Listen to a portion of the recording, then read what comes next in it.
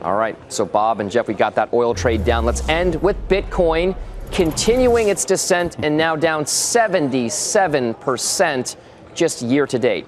Jeff, how are you trading the CBOE SIBO Bitcoin futures? Here we go, Dom.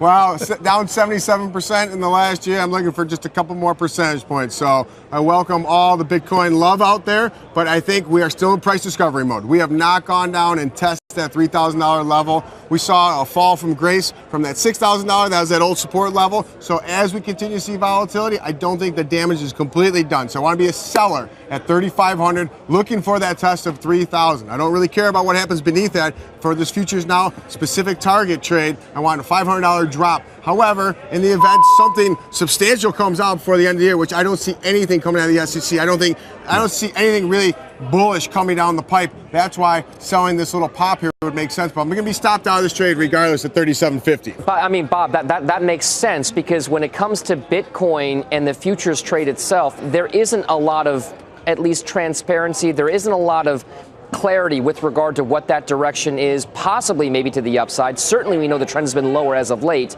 So what do you think? I mean, should you even traffic in this? And if so, how would you approach it from a strategy standpoint?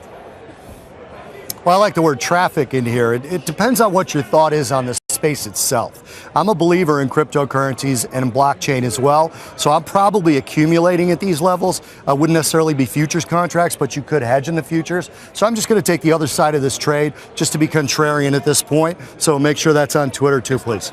All right, so I know. So Jeff, let's finish it up here. Let's talk a little bit about what you think could be that particular catalyst and what is the risk reward on your trade. Well, Dom, it's not necessarily the particular catalyst for further downside. It's the lack of a catalyst for upside.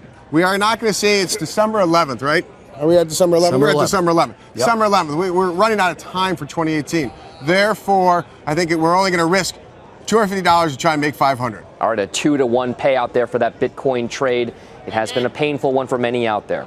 Jeff Kilberg, Bob Iacchino, thank you so much for your thoughts there. That is going to do it for our show, Futures Now. I'm Dominic Chu. If you missed any portion of the show, just relax, because we are on demand.